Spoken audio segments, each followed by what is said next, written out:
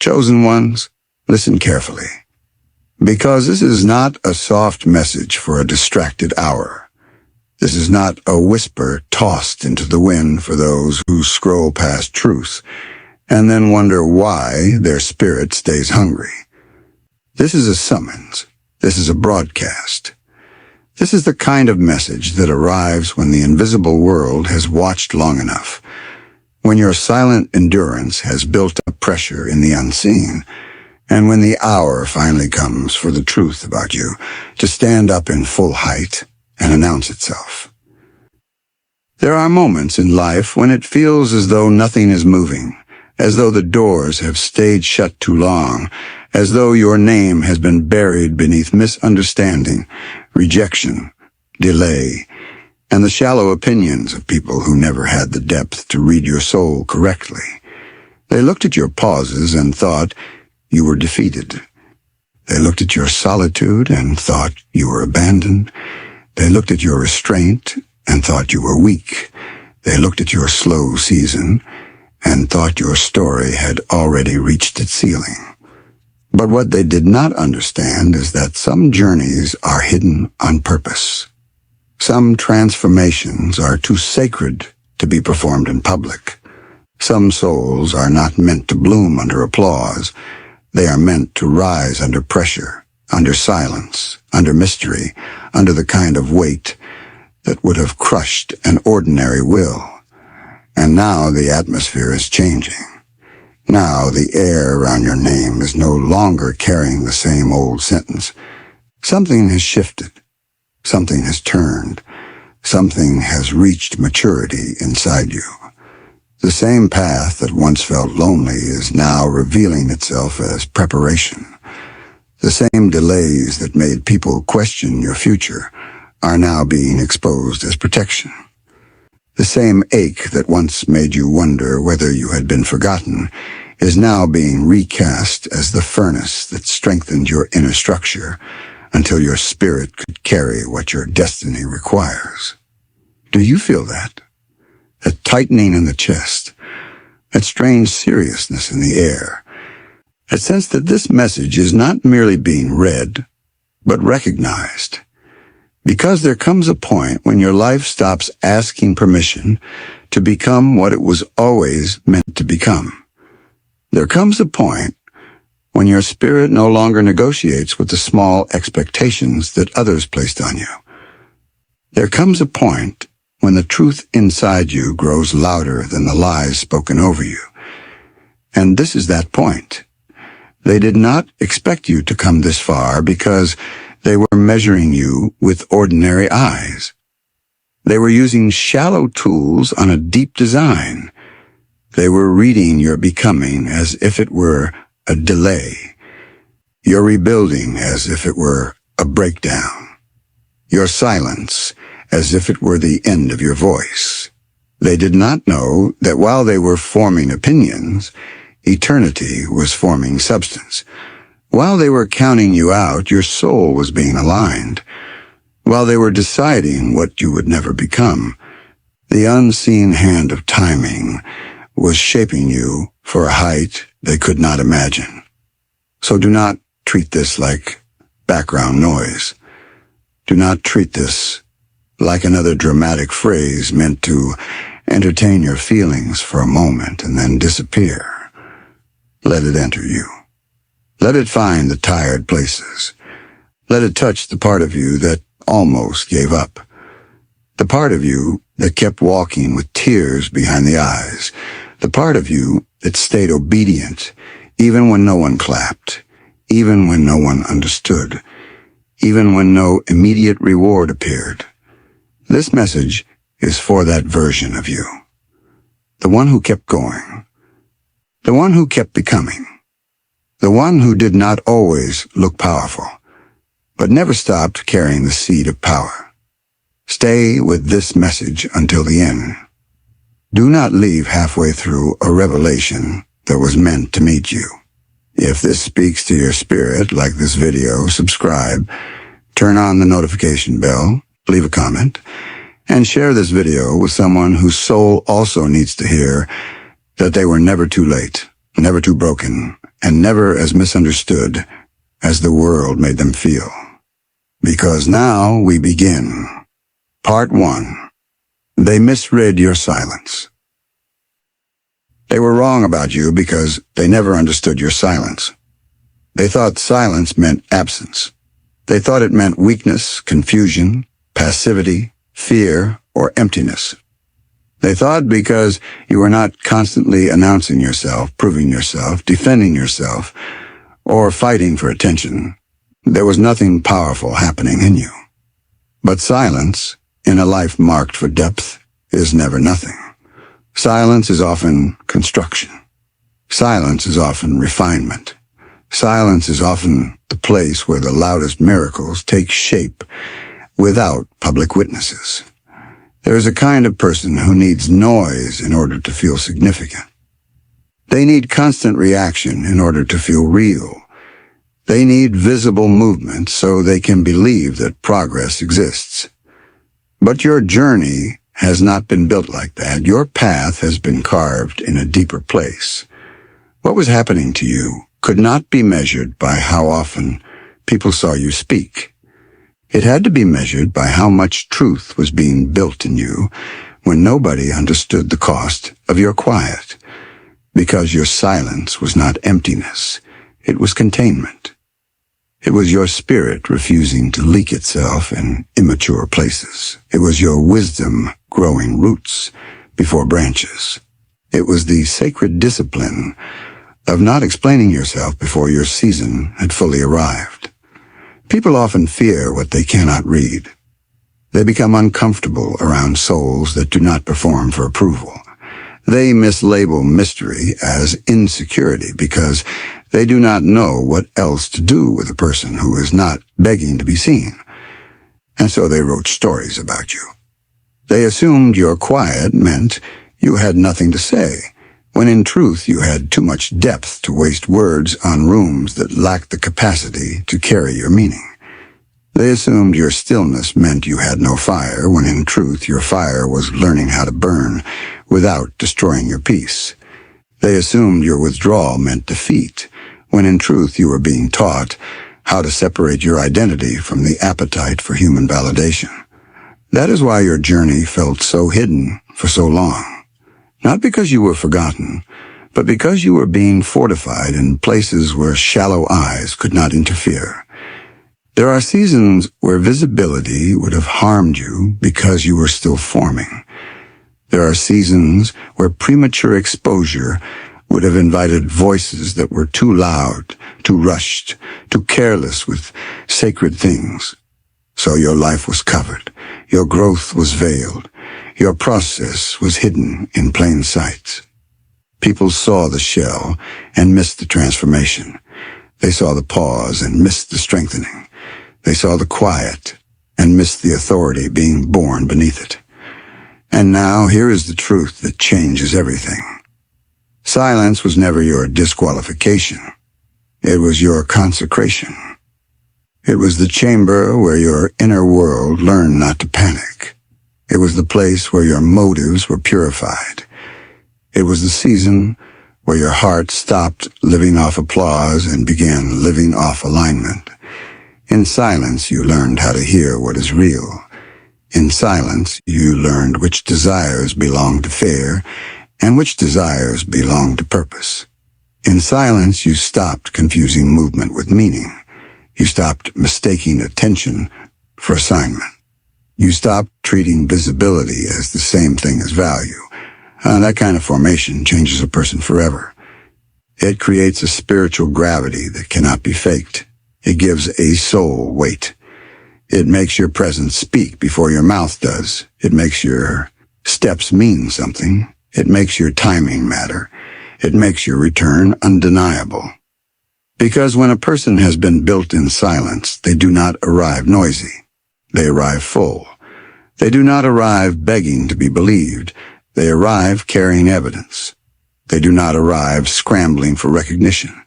They arrive with a settled energy that announces one thing without saying it out loud. I know who I am now. That is what they did not predict. They did not know your silence was teaching you not to react to every misunderstanding. They did not know your quiet was teaching you how to survive seasons without easy emotional reward. They did not know that every time you chose restraint over chaos, depth over display, and inner truth over outer noise, you were becoming harder to manipulate and impossible to define by surface appearances. So let them remember this part well. Let them remember that the season they mocked was the season that made you. Let them remember that the silence they misread was the sacred room where your future was being assembled. Let them remember that while they were speaking too soon, you were becoming too deep to be undone by their opinion. They were wrong about your silence because your silence was never the end of your story. It was the underground beginning of your power. Part 2. What broke you was also separating you. There are people who looked at the fractures in your life and assumed the breaking was the end.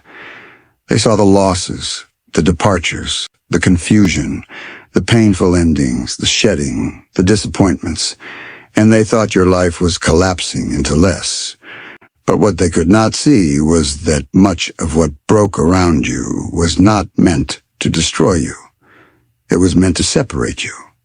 It was meant to tear away what could not go where you were being called. It was meant to reveal what had attached itself to your life without being assigned to your future. Separation is one of the least celebrated forms of grace. Few people call it sacred while they are inside it. Very few souls immediately recognize it when life begins removing what they once thought they needed in order to feel whole.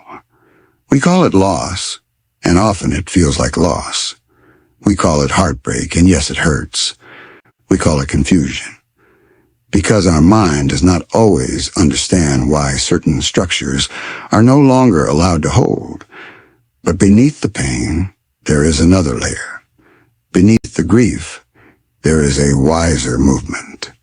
Beneath the cracking, there is selection. There is sorting. There is purification. There is a great, invisible hand deciding what remains with you and what cannot cross into the next chapter. That is why some seasons felt merciless. The places you thought would keep you became temporary. The people you thought would understand you became distant. The roles you thought defined you started falling apart. The old emotional patterns that once soothed you stopped working. Even your familiar identity began to feel too small. And in those moments, it was easy to believe you were being stripped for no reason. It was easy to think you were being punished. It was easy to wonder whether the unraveling meant you had somehow failed. But no, you were being refined by separation. The unnecessary was being exposed. The inherited was being challenged. The false shelter was being removed so that your spirit would stop leaning on what could never truly carry your weight. Some connections leave not because you are unworthy, but because the lesson has finished. Some doors shut not because your life is shrinking, but because your spirit is outgrowing rooms built for a smaller version of you. Some desires fall apart not because you were foolish to hope, but because your deepest self is being redirected toward something more aligned than what your wounded self once wanted. There is mercy in removal. There is intelligence in endings. There is a mysterious kindness in the collapse of what was never strong enough to hold your calling. And yet, this does not make the process painless. Transformation rarely feels beautiful while it is happening. It often feels like disorientation. It often feels like standing in the ruins of what used to comfort you and asking why nothing familiar can remain. But the truth is that your spirit was not designed to stay dependent on familiar cages. It was designed to awaken, and awakening often requires separation from the very things that once made you feel safe, but kept you spiritually smaller than you were meant to be. That is why the breaking did not finish you. It clarified you. It showed you which attachments were rooted in fear. It showed you which loyalties were draining your energy. It showed you which environments fed your image but starved your soul. It showed you how much of your life had been organized around survival instead of alignment. And once you see that clearly, you cannot go back. Once your spirit tastes truth, it becomes difficult to keep performing old versions of yourself just to maintain comfort. This is where your strength became different. Not louder, not harder, not more performative. Different. More sober, more discerning, more internally anchored. You stopped asking only who wanted you. You started asking what is true. You stopped asking only what feels good right now. You started asking what carries life. You stopped chasing places where you could merely fit. You started longing for places where your soul could fully stand. So when they look at how far you have come, they need to understand this. You did not come this far by keeping everything. You came this far by surviving holy separation. You came this far by letting certain illusions die. You came this far by enduring the ache of release without letting bitterness poison your heart.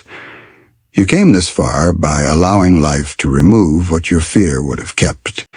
You came this far because what broke around you also broke open a truer self within you. They thought the breaking meant you were finished. They did not know it was making you clean enough, honest enough, and free enough to finally carry what belongs to you. Part 3. Your obedience changed your direction. People rarely understand obedience when it does not produce immediate applause.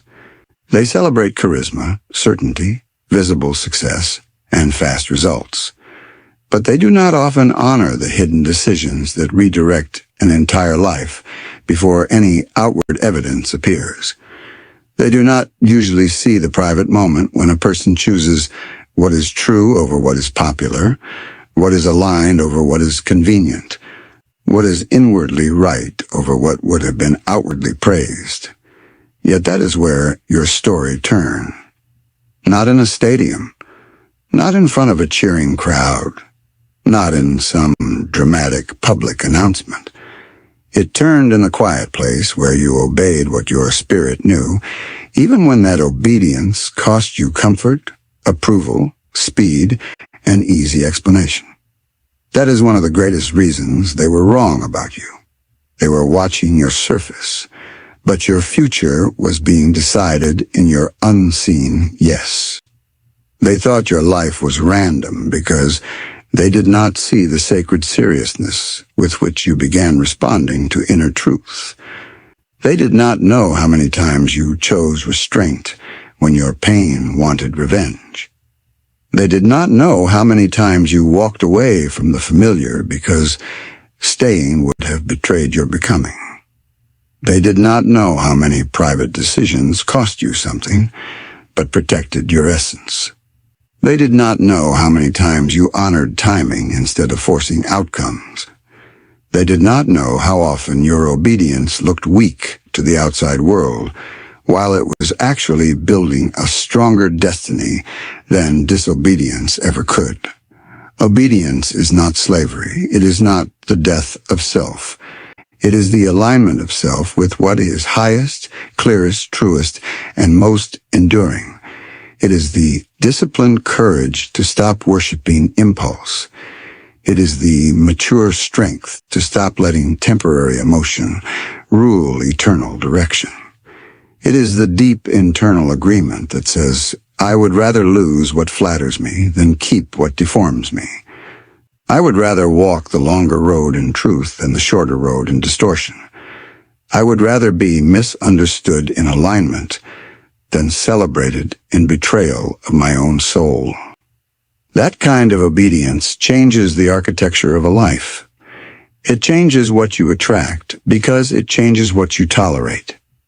It changes what you build because it changes what you are no longer willing to build on. It changes your relationships because it changes the frequency of your loyalty. It changes your pace because it frees you from frantic striving. It changes your voice because it roots your words in integrity rather than insecurity. And slowly, almost invisibly, it changes your entire direction. There were moments when that obedience felt lonely. You wondered whether you had been foolish to choose the narrow, honest, inconvenient path.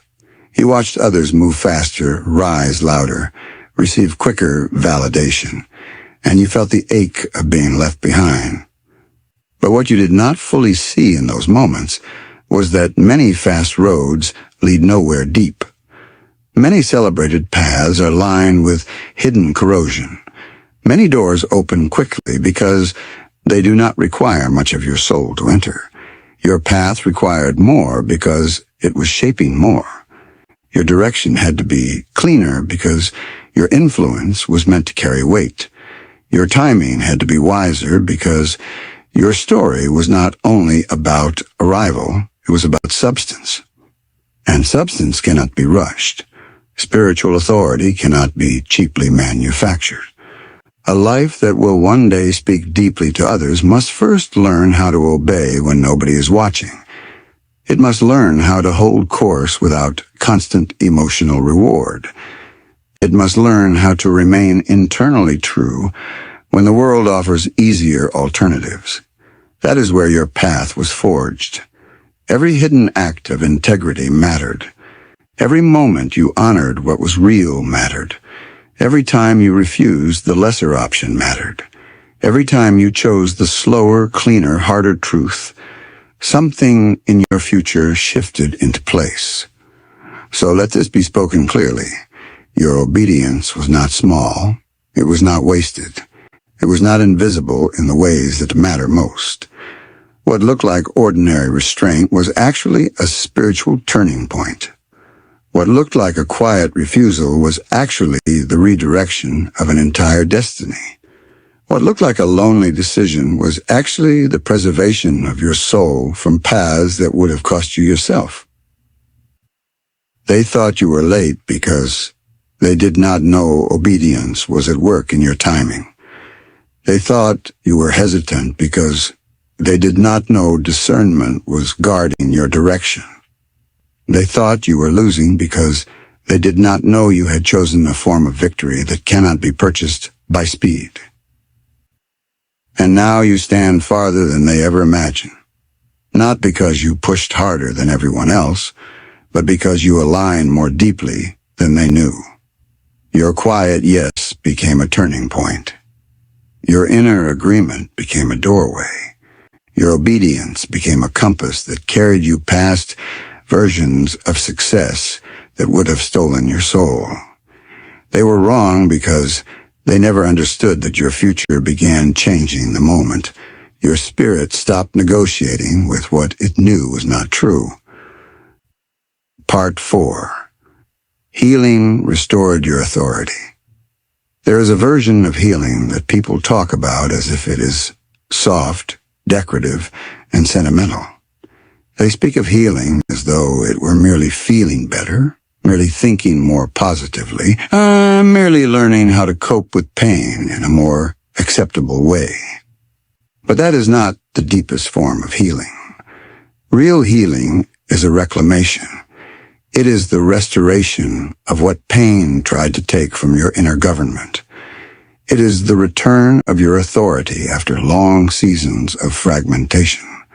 It is your spirit learning how to sit back on its rightful throne after wounds, betrayals, fears, projections, and disappointments tried to scatter your power into too many pieces. That is one more place they misunderstood you.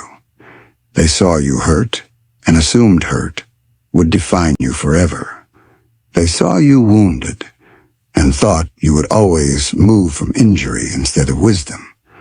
They saw your tenderness and assumed you would remain easy to break. But what they did not understand is that pain does not have the final word when a soul consents to healing. Pain may speak loudly. It may leave marks. It may distort perception for a season. But healing, when deeply embraced, does not simply patch the wound. It teaches the soul how to become whole in a new way. It teaches the heart how to feel without collapsing. It teaches the mind how to remember without drowning. It teaches the spirit how to remain open without surrendering discernment. Healing changed your authority because it changed your reactions. Before, certain triggers could throw you into old fear. Certain voices could make you abandon your center. Certain losses could convince you that you were unworthy or forgotten. Certain patterns could pull you back into survival. But healing began teaching you something far more powerful than mere emotional management. It began teaching you self-possession. It began teaching you how not to hand your inner throne to every opinion, every memory, every disappointment, every wave of insecurity that knocked on the door. That is spiritual authority in one of its purest forms. The capacity to remain internally governed by truth instead of externally ruled by chaos. Not because pain never comes, but because pain no longer has unrestricted access to your identity. Not because you became numb, but because you became integrated. Not because your scars disappeared, but because your scars stopped dictating your worth. Healing taught you that brokenness is not the same thing as destiny. It taught you that what happened to you is not the same thing as who you are. It taught you that while your wounds deserve compassion, they do not deserve the throne. And once that shift begins, your whole life changes. You stop looking for people to save you from feelings you now know how to face. You stop chasing situations that mimic old wounds just so you can unconsciously try to rewrite the ending. You stop calling emotional intensity love. You stop calling familiarity peace. You stop confusing pain with depth. You begin to recognize that some of the things you once begged for would have only reopened what you were trying to heal. You begin to understand that the restoration of your inner authority is worth more than the return of anything that once violated it. Healing also changed the atmosphere around you. People can feel when a person is no longer easily manipulated by shame. They can sense when guilt no longer functions as a leash. They can tell when you are no longer starving for approval. A healed presence carries a different kind of gravity. It is calm without being weak. It is open without being naive. It is compassionate without being self-betraying. It is generous without being available for misuse. That kind of presence is not accidental. It is earned through honest inner work, through tears nobody applauded, through courage nobody celebrated in real time, through the long discipline of choosing truth over denial again and again. So when they say they never expected you to come this far, let them understand something. Healing brought you here. Not shallow inspiration, not performance, not pretending you were fine before you were ready. Healing. The kind that makes a soul honest. The kind that dismantles false identities built around hurt. The kind that restores clarity, dignity, and the right to occupy your own life without apology. They were wrong because they assumed your wounds would become your prison. They did not know your healing would become your authority. Part 5. Your timing was sacred, not late. One of the cruelest lies people tell one another is that if something has not happened quickly, it has somehow lost its value. This age worships immediacy. It praises speed even when speed destroys depth. It equates visibility with arrival, movement with meaning, and early recognition with greatness. Under that pressure, many souls begin to panic. They begin to measure themselves against clocks that were never designed for their calling. They begin to rush what should ripen. They begin to force doors that needed wisdom, not desperation. They begin to fear that if their becoming is not immediately visible, then perhaps it is not real at all. That lie tried to reach you too. There were moments when you looked around and wondered whether your life had fallen behind some invisible schedule. You saw others being affirmed, chosen, noticed, established, and celebrated. You saw lives that looked more obvious, more accelerated, more culturally approved. And somewhere in the ache of comparison, it became tempting to question your own timing. It became tempting to believe that delay meant denial, that slowness meant irrelevance, that hidden development meant failure. But your timing was never empty. It was sacred. It was intelligent. It was purposeful in ways that could only be understood after enough distance had passed. What looked like delay was often protection from becoming visible before your inner structure could sustain the weight. What looked like postponement was often the mercy of being kept from rooms that would have rewarded your gifts while exploiting your unhealed places. What looked like silence was often the slow maturing of the kind of wisdom that cannot be downloaded in a hurry. Divine timing is not passive. It is not cruel suspense. It is not random withholding. It is the convergence of readiness, alignment, maturity, and context. It is the moment when what is inside you can finally meet what is outside you without collapsing under the contact. It is the point at which your capacity matches your calling deeply enough that the blessing will not become another burden. It is when your spirit has become sturdy enough to receive without becoming arrogant, to carry without becoming frantic, to rise without abandoning its center. That is why your path could not move according to the shallow urgency of other people. Their clocks were not your authority. Their opinions were not your schedule. Their discomfort with your slowness did not mean your process was wrong. Some things take longer because they are being built to last. Some souls remain hidden longer because the kind of revelation they carry cannot be introduced casually. Some seasons move quietly because the roots are deepening beneath the ground, and deep roots are never the most dramatic part of the story, but they determine whether the tree can survive the weather that comes with height. Your sacred timing taught you patience, but not the weak kind. Not the kind that sits still out of fear. The kind that remains faithful without rushing. The kind that keeps preparing without panic. The kind that honors process without worshiping delay. The kind that understands that becoming is not a race, and destiny is not validated by how quickly others understand it. There is great dignity in a soul that no longer panics because it has not bloomed on someone else's deadline. There is great strength in a life that can move deliberately while the world screams for faster proof. There is great wisdom in knowing that your path required not just opportunity, but interior readiness. And that readiness does not come from impatience. It comes from formation. Now you are beginning to see it with clearer eyes. The relationships that would have distracted you if they had come earlier. The recognition that would have deformed you if it had arrived before humility had deepened. The open doors that would have looked like miracles but functioned like traps. The things you once begged for, which now, from a wiser place, you can see were not late at all. They were being timed. So hear this deeply. You are not the story of a person who missed the moment.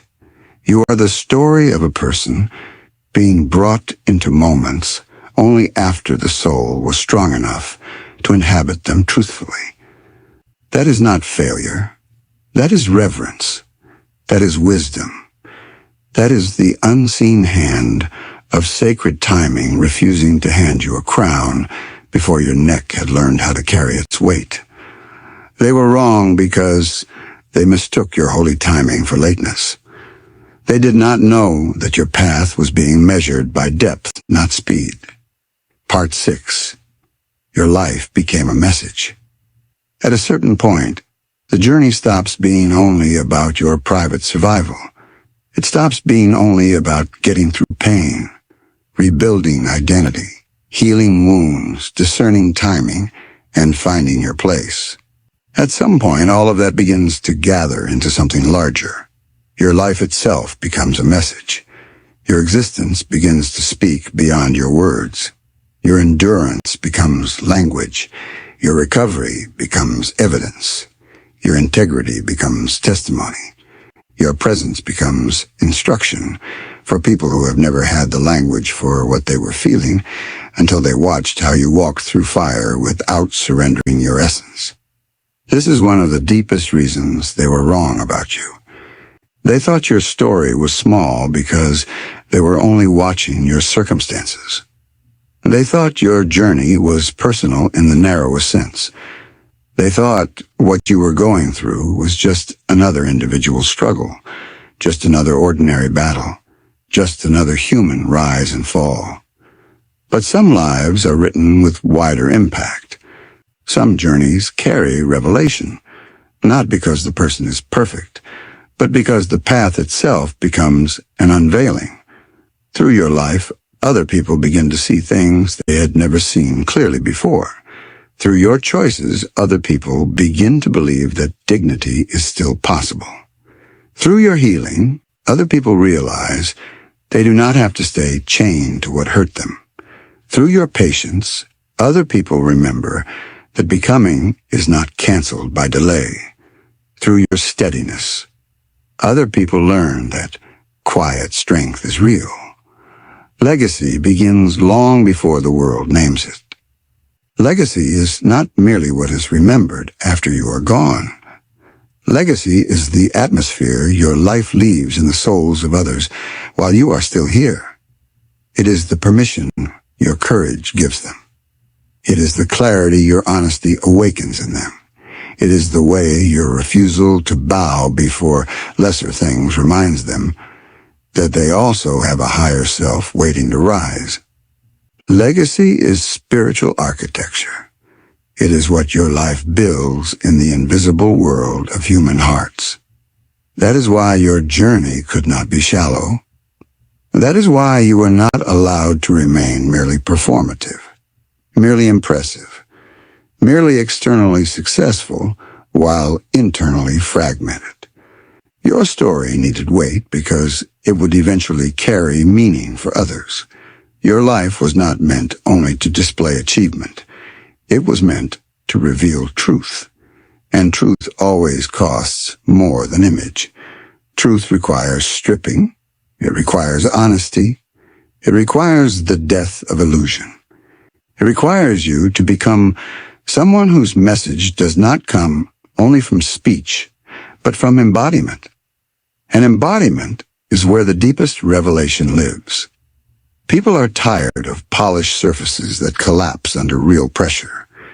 They are tired of loud declarations without lived substance. They are tired of confidence that evaporates under hardship. What awakens souls is not performance alone. It is embodied truth. It is when someone has clearly walked through darkness and emerged with tenderness intact, clarity sharpened, and their inner authority restored. That kind of life preaches without trying. It transmits. It carries resonance. It bears witness. You may not always realize how much your life has already spoken. The person who kept going because they saw you keep going. The heart that chose healing because your story exposed the possibility. The soul that stopped settling because your journey demonstrated that delay does not mean denial. The weary mind that held on one more day because your existence made courage feel available again. This is how revelation travels. Not only through dramatic moments, but through living examples. Not only through grand speeches, but through lives that become readable maps for those still trying to find the way. So your path was never wasted. Every hard season gathered language. Every hidden trial gathered meaning. Every honest surrender gathered light. Your life became a message because you allowed truth to shape you more than pain. And because of that, your legacy is already moving, already speaking, already awakening something beyond what you can fully measure. They were wrong because they thought your journey ended with you. They did not know your life was becoming revelation for others. Part 7. You did not rise to be accepted. You rose in authority. There is a final misunderstanding that must be broken tonight. Many people assume that the purpose of rising is acceptance. They think the highest reward is finally being approved by those who once doubted you. They imagine victory as the moment your critics nod, your rejectors reconsider, your observers applaud, and your past finally admits it was wrong. But that is too small, far too small. You did not come this far, so the same limited eyes that misunderstood you could become the measure of your worth. You did not endure formation, separation, obedience, healing, timing, and revelation, merely so you could be welcomed by the old standards that once misjudged your soul. No, you rose in authority. Authority is different from attention, different from popularity, different from mere recognition. Attention can be shallow. Popularity can be temporary. Recognition can be delayed or distorted. But authority is rooted in essence. It comes from having survived enough truth to no longer be governable by illusion. It comes from inner alignment so deep that your life begins to carry order wherever it goes. Authority is what happens when your spirit no longer needs permission to stand where it was always meant to stand. That is where this whole journey has been leading, not toward revenge, not toward proving them wrong for the sake of ego, not toward domination, but toward inhabiting yourself so fully that lesser judgments lose their power, toward becoming so internally clear that you stop shrinking in the presence of misunderstanding, toward maturing so deeply that you can bless without begging, build without boasting, and lead without needing to perform superiority. Spiritual authority is not loud by necessity. It does not always announce itself through spectacle. Sometimes it enters a room as steadiness. Sometimes it sounds like a voice that does not hurry. Sometimes it looks like boundaries that do not apologize. Sometimes it feels like peace that cannot be bought off by approval. Sometimes it appears as a person who has stopped negotiating with chaos and therefore no longer emits the energy of desperation. Authority has texture. It has weight. It has calm force. It does not chase its own reflection. It does not require constant witnesses. It does not need everyone to agree in order to remain true. That is what has changed in you. Somewhere along the road, you stopped living as though you needed to convince every doubter before you could move forward. Somewhere along the way, your energy stopped leaking into proving, defending, explaining, and overextending. Somewhere in the hidden years, your spirit learned a sacred sentence. I do not need to be fully understood in order to be fully assigned. That sentence changed everything. It made you harder to derail. It made you slower to react. It made you truer to your own center. It made you capable of carrying more without becoming less.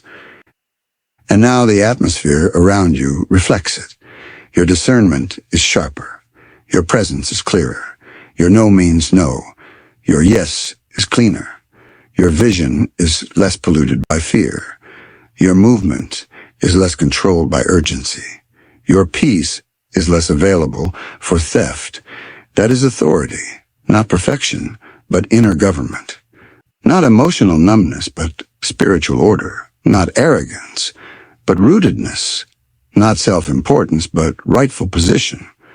The beauty of this authority is that It does not need to humiliate anyone in order to shine.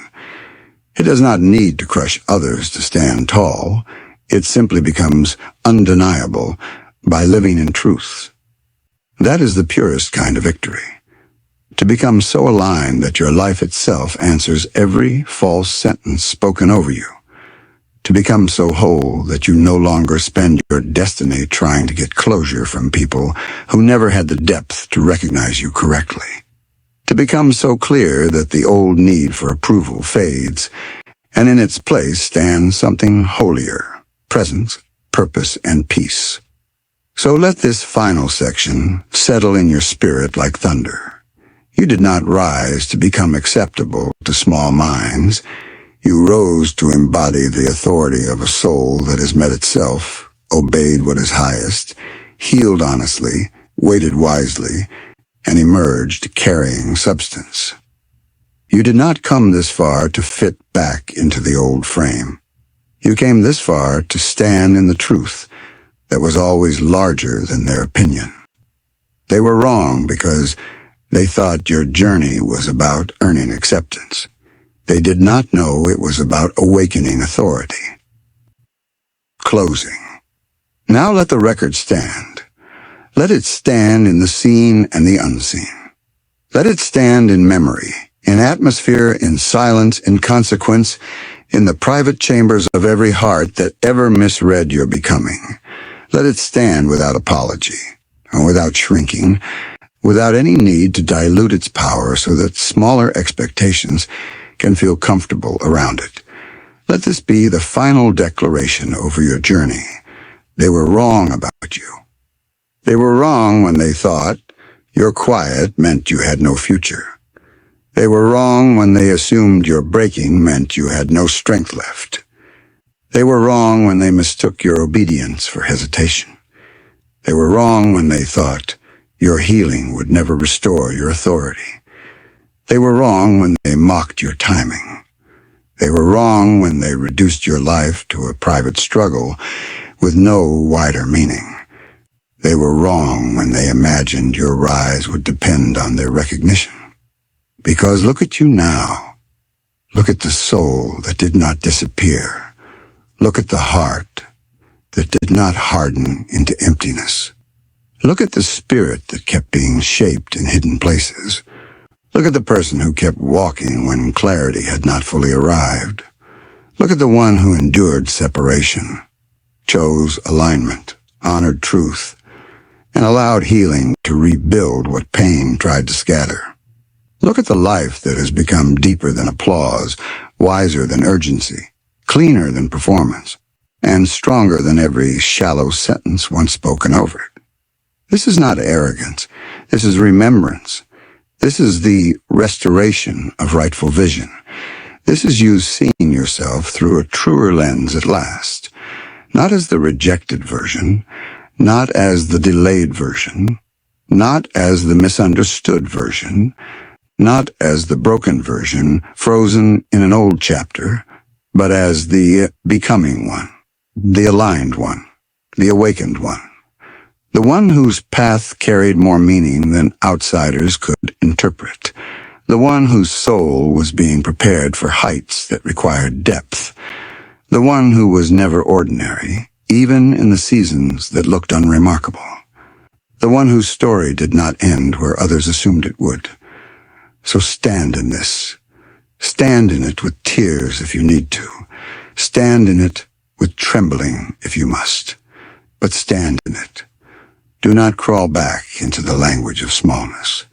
Do not betray your growth by pretending you are still who pain said you were.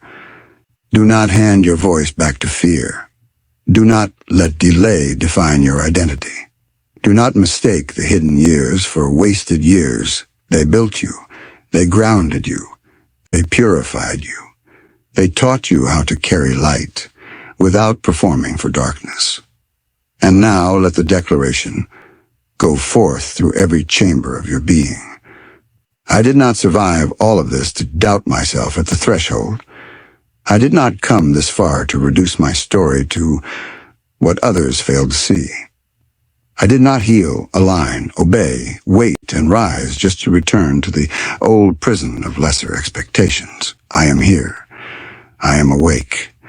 I am becoming fully visible to myself, and what was formed in silence will no longer be denied by noise. Chosen ones, if this message met you where your soul has been waiting, then do not leave quietly. Like this video, subscribe to this channel, turn on the notification bell, leave a comment, and declare that you are not turning back into the smaller version of yourself. Share this video with someone who needs to remember that what was misunderstood can still become magnificent, that what was delayed can still arrive in power, and that what the world misread can still become a revelation. They did not expect you to come this far. They were wrong, and this time, your life will be the proof.